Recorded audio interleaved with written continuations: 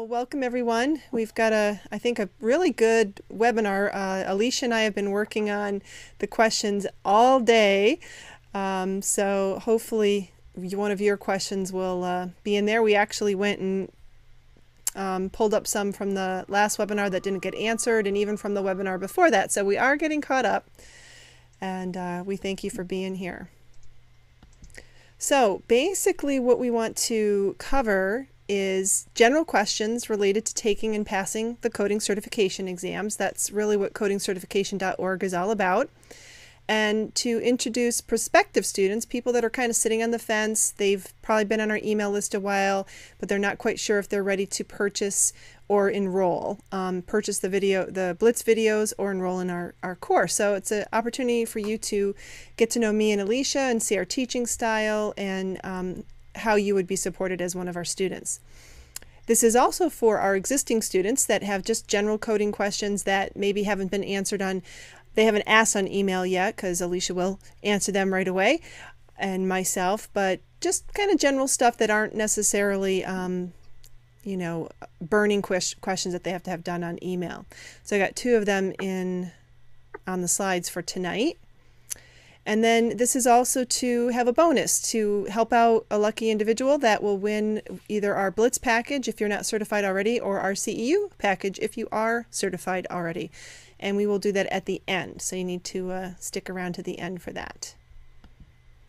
A little bit about me. I started off as an occupational therapist. I ran a therapy practice here in southern Jersey, mostly servicing nursing homes, until Medicare changed the way that they paid for nursing homes. Then we had to kind of change the way that we operated, and I decided to open a billing company because we did really well with our billing.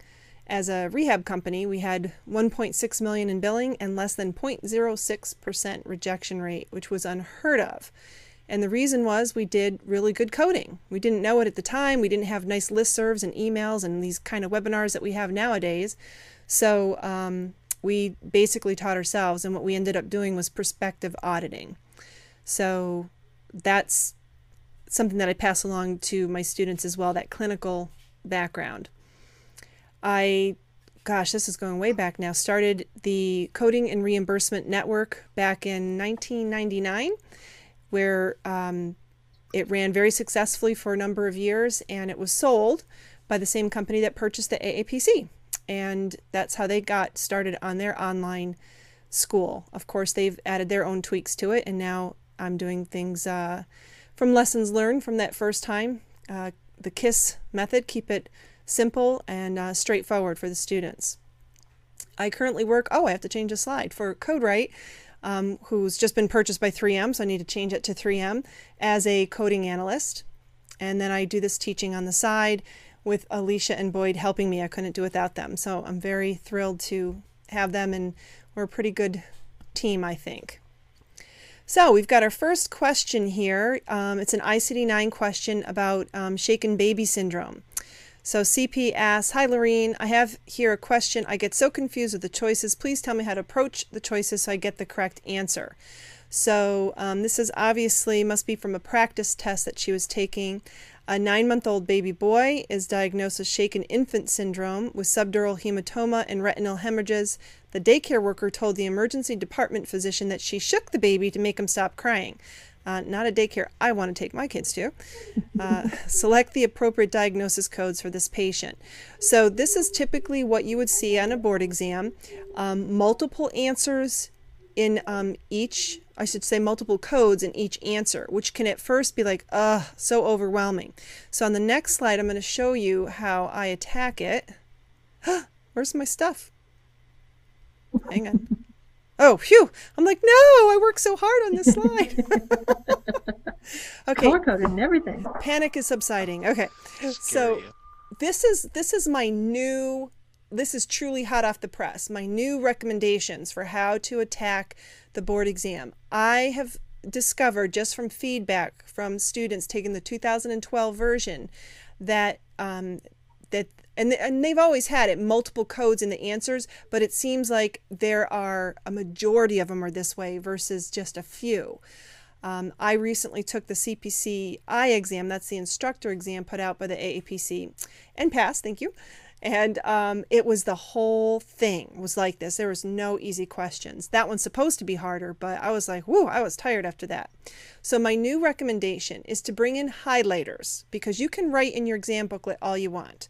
So bring in like multiple colored highlighters. Take the caps off. Don't worry about recapping them, because, you know, speed is the issue. And look for patterns. So what I did, let's just pretend, you know, the codes that I can use on this. In red, I noticed 995.55 is an answer A, B, and C. And then I quickly looked it up and said, okay, that's the shaken infant syndrome. I'm pretty sure I'm going to need that. And I noticed that it said below it, use additional codes to identify any associated injury. So that makes sense. So then I looked up, I noticed that 362.81 was also in 3 answers B, C, and D. And this is something that I noticed, and the way my mind works and being visual, that I was picking up on these patterns, and I could almost, without reading the scenario, figure out what the correct answer is by seeing if there's 3 of one code and 3 of another, and only like 1 here or there of other ones, that it's probably like 80% of the time going to be the one where there's 3 showing up like in 3 different answers. Okay, so the 362.81 I looked up, that's retinal hemorrhage, and we did see that up here in blue, and that goes along with use additional codes to identify any associated injuries.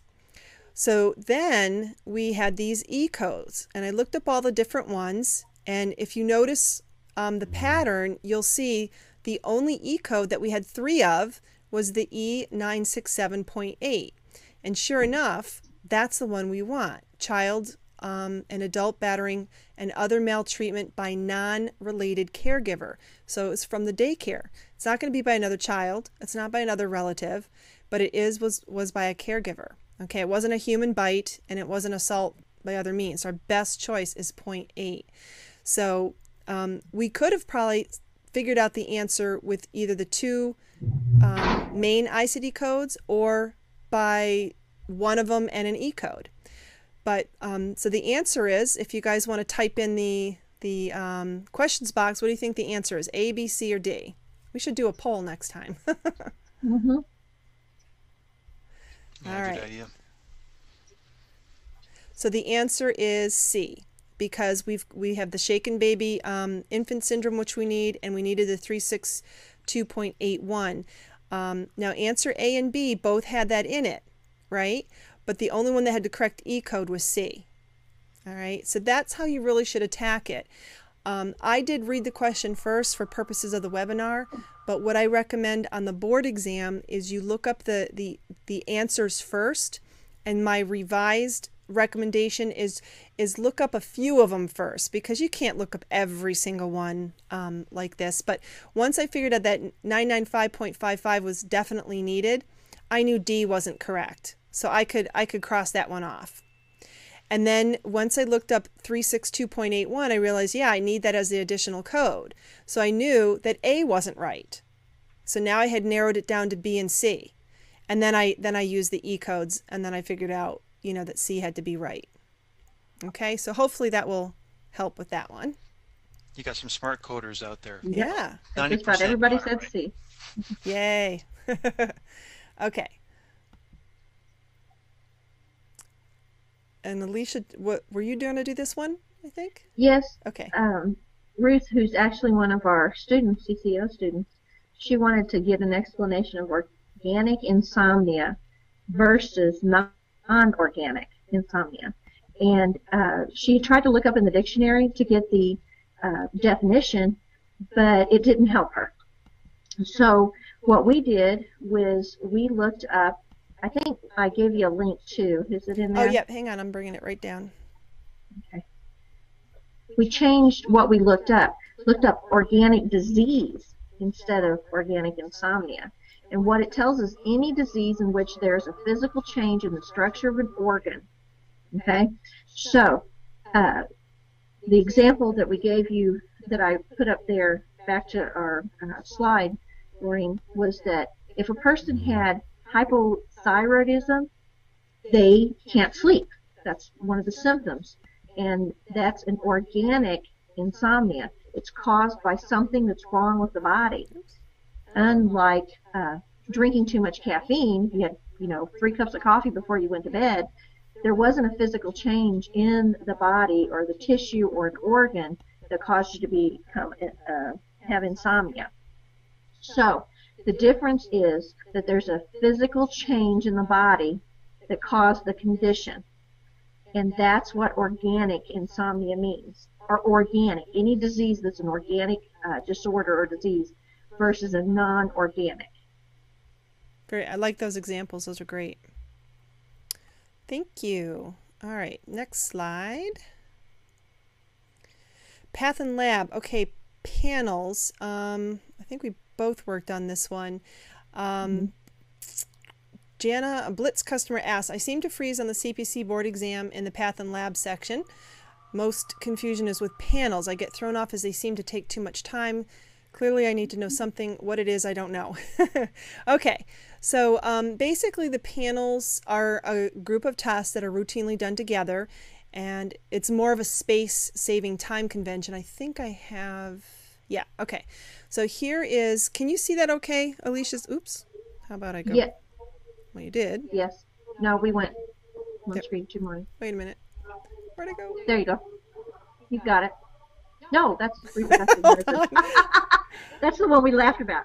All right, there we go. Well, she's got it. So basically, and I'll try not to click on it because when I click on it, that's what makes it go to the next slide. This is just a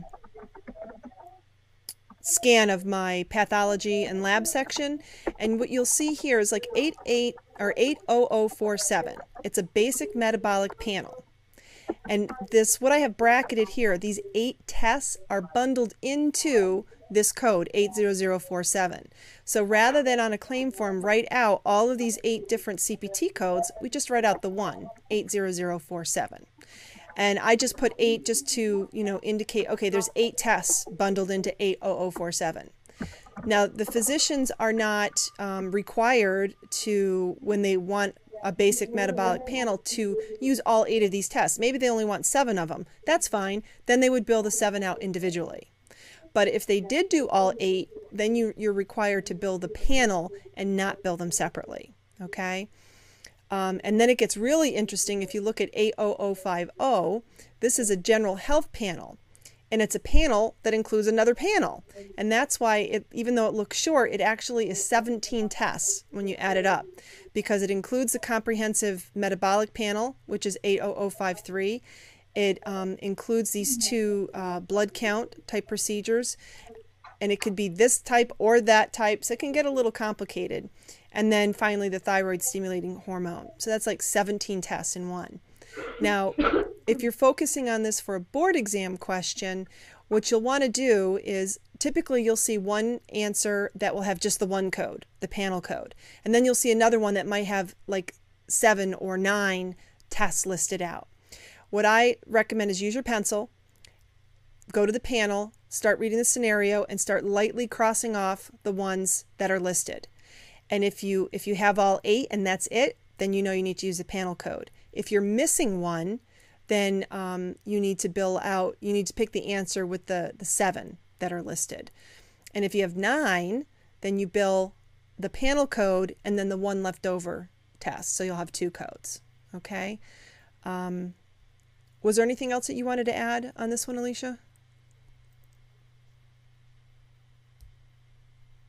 I'm sorry, say it again. Was there anything else that you wanted to add on this one?